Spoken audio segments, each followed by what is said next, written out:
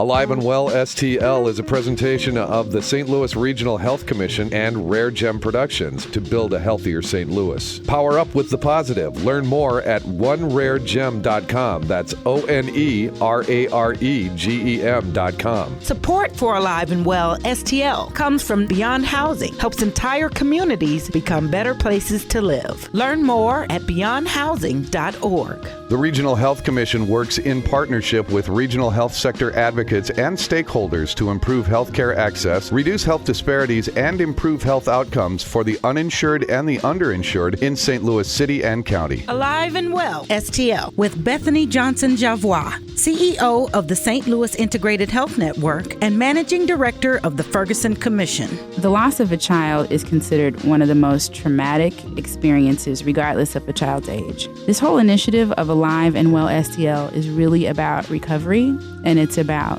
hope and cultivating hope. It's about ensuring that our entire community can play a role in helping people like those who have experienced the loss of an infant overcome the trauma or toxic stress they are enduring. Some of the things that they go through: anger, why did this happen? And then, of course, the overwhelming sadness that they have. And then acceptance, finally accepting, and what do I do with all this energy? How can I make something of this? You know, when an older person dies, we have all these memories, and pictures. But when an infant dies or, a baby in utero, you have nothing. You have no pictures. So we do memory making. There are so many things that we try to give that family that they can acknowledge that this life was important. And those memories that may not come, we can provide some part of the memory that they had of carrying that child. We'll be right back. So Debbie and Teresa, would you please create a vision for us of what it means to you to be alive and well? I'll go first. For me, to be alive and well means that you're in a state of optimal health, just not physically, but mentally and spiritually. That's what it means for me. I would agree with that, and I think it is just your optimum and maximum performance of every part of your life and whatever that means for you. Alive and Well STL. Greetings and thank you again for joining us today. I am Bethany Johnson-Javois, host of Alive and Well STL and Managing Director of the Ferguson Commission. Today we are joined in the studio by Debbie Cochran, Executive Director of Shared Pregnancy and Infant Loss Support, and Teresa Brassfield, Registered Nurse and Share Coordinator at DePaul Hospital. Thank you both for coming on the show today. Thank you for having us, Bethany. As we talk and think about what it means for our community to be alive and well, I am so pleased to be speaking with both of you and really thrilled about learning more today on the show about your work in helping families cope with infant loss, which is an extremely important topic and a painful one in terms of recovery. So thank you again for being here. The loss of a child is considered one of the most traumatic experiences, regardless of a child's age, I think, and regardless of the parent's age as well. The pain of what life would have been can be the most difficult to embrace and to work through. Family and friends can feel helpless when someone close to them experiences a loss of an infant because no one has any control over it or can prevent it from happening. This whole initiative of Alive and Well STL is really about recovery, and it's about hope and cultivating hope. It's about ensuring that our entire community can play a role in helping people like those who have experienced the loss of an infant overcome the trauma or toxic stress they are enduring. Debbie, I'd like to speak with you. Grieving is a natural process, which has no exact time frame. Everyone's experience of it is different. There are many books on it, but quite frankly, books don't always get at the root of someone's how to get over it, because there is no such thing as getting over it. How can family and friends with loved ones who have experienced loss, and specifically in this instance, the loss of an infant, provide support? This is such an interesting topic. It is, and you've hit on some of the key components, and that is, first of all, it is a natural process, and it is something that you don't get over, but what we do is help people get through it and walk through that grief and help them integrate that grief into their life. But for family and friends, I think it is very difficult because there's such a feeling of helplessness. There's really nothing you can do, and we tend to be a very doer society.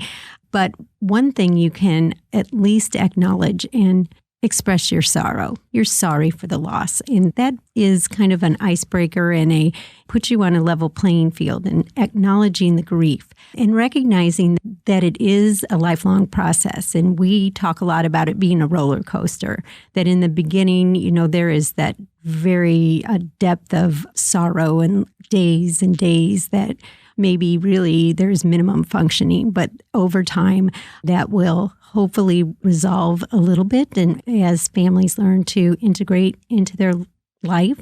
But there are ups and downs, and there's triggers over time, and they can be very random. And just acknowledging that, remembering the birthday, if the child is named, using that name with the family, those things are so helpful. And in olden days, before we had programs like this, people were afraid of making the family remember the baby and causing them grief, but actually they're remembering. You don't have to worry about that. They're always going to remember. So acknowledging and let them know that you have experienced that feeling of loss with them is very helpful. Teresa, you work on the front line with families and individuals who have experienced loss of an infant as well. First, do you have additional coaching that you can provide on things that are great to say? And I would be interested as well in your reaction to things that are typically said that are just not helpful, but we say them anyway. What are your thoughts on that? Yes, there are a lot of things that people say that, I don't think that they've thought through. It's automatic. And one of the worst things is, you're young, you can get pregnant again.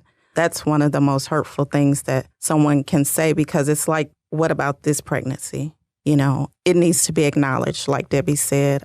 Some of the things that they go through, anger, why did this happen? And then, of course, the overwhelming sadness that they have.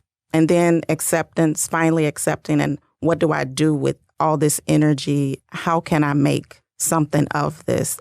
When an older person dies, we have all these memories, and pictures. But when an infant dies or, a baby in utero, you have nothing. You have no pictures. So we do memory making.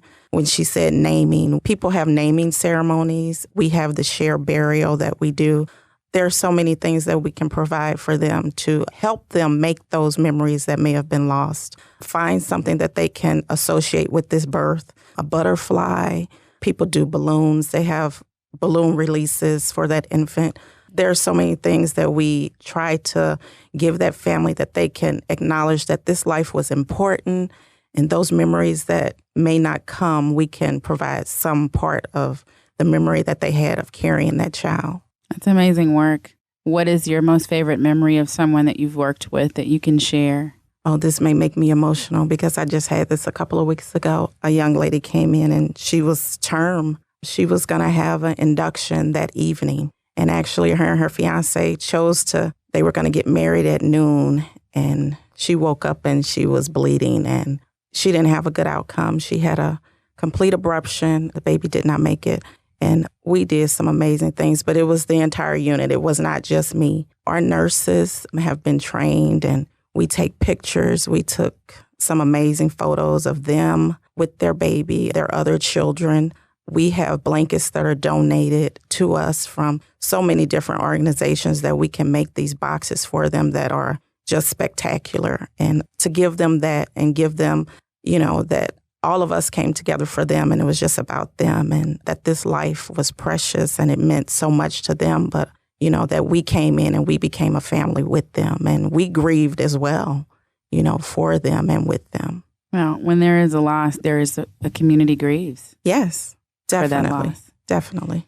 Debbie, how can a family who's experienced loss begin the journey of recovering physically, emotionally, and spiritually? Can you walk us through some of those steps? We know it's not all the same for everyone, but what does that typical walkthrough look like? Well, I think the first thing is just being open to reaching out and receiving help. I think the natural reaction is to retreat and just isolate, but that's not usually very healthy. To be able to respond to people when they are asking, how can I help? To engaging.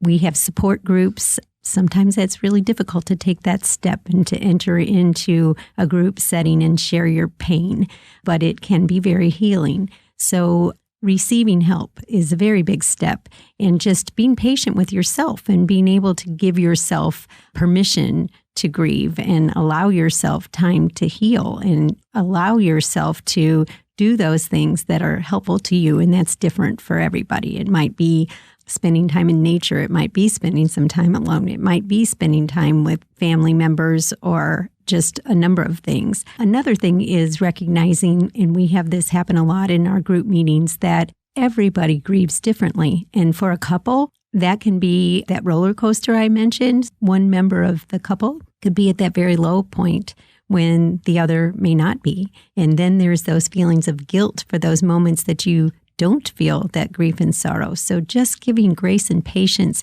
with each other and realizing that everybody grieves differently. And just because one partner isn't experiencing the same thing at the same time doesn't mean that they're not grieving. So in closing, what hope can you offer to families who may not see alive and well definition in this moment? What hope can we offer? Tell us more maybe even about this resource in this community. How accessible is it for individuals who may need this type of help and support?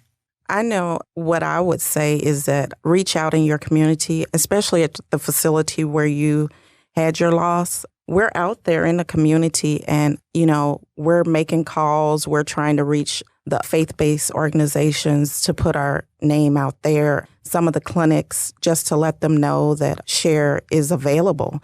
Even if you didn't experience that loss at one of the hospitals, that you can come out and talk to someone. You can call the support groups, the National SHARE office. They can put you in touch with a lot of different resources, and so can we. So we're here, for you. That's what a community is for.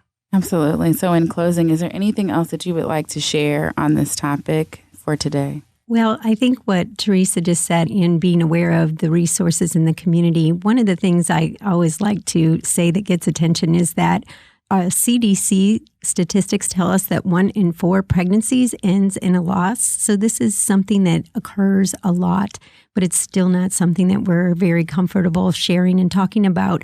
So just realizing this, having this opportunity to talk on the radio and just open this subject up to allow people to share that. For every person that is suffering that pain, there's people there that want to help. And the National SHARE office is here in the St. Louis community. So we exist to offer this kind of care and support. One of the things we have been recently blessed with a Missouri Foundation for Health grant to train caregivers, offering a 2.5-day training session that equips caregivers of all sorts, professionals and community leaders, to offer this kind of support. So we are open to training additional caregivers in the community. So if you are listening and you are working with an organization that has an interest in helping others, we would love to hear from you. Absolutely. And where can they hear from you? I'm at DePaul Health Center. I'm in the family birthplace, which is, typically our labor and delivery department. And the number there is 314-344-6475. And our National SHARE office is in St. Charles at 402 Jackson Street. We are on the web on nationalshare.org, and the phone number is 636-947-6164. Debbie and Teresa, thank you for joining us today and for bringing some hope to some listening ears that probably need that at this moment. As we wrap up here, I'd like to ask you to think about 2015 and all that we have already experienced last year into this year. What is your word for the community that you are hoping that we can embrace going into this spring and this summer and this fall? One of the things we like to say at SHARE is that we hope that no one walks through grief and pain alone. And I know there is grief and pain out there for any number of reasons. And we feel very committed to hope and healing and walking through painful situations together. So that would be my word of hope for the community. And just to piggyback off of Debbie, that you don't have to be alone through this. No one should experience a loss of this magnitude alone. And you don't have to. We're here. We are a community, and we're a community here to serve. Well, thank you for joining, and thank you everyone for joining us for another episode of Alive and Well STL. We'll be back next week. Alive and Well, STL. We are grateful for your gift of time to this conversation. We encourage you to stay involved and get involved. If you, your family, or your organization is interested in talking about how we better the well-being of the region, sign up for more information, join the conversation, log on to aliveandwellstl.com, and let's build a plan on how we can work together and improve our overall health and become alive and well. The Regional Health Commission with Chief Executive Officer Robert Friend Jr. committed to providing a detailed review of change over the past decade in 14 leading health indicators for the city and county of St. Louis. The first decade review of health status report, an update to building a healthier St. Louis. Discover the narrative, the data, and celebrate the progress already made to improve healthcare access and reduce health disparities in our region. Learn more at stlrhc.org. Alive and Well STL is another positive production of Rare Gem Productions. Thanks for listening.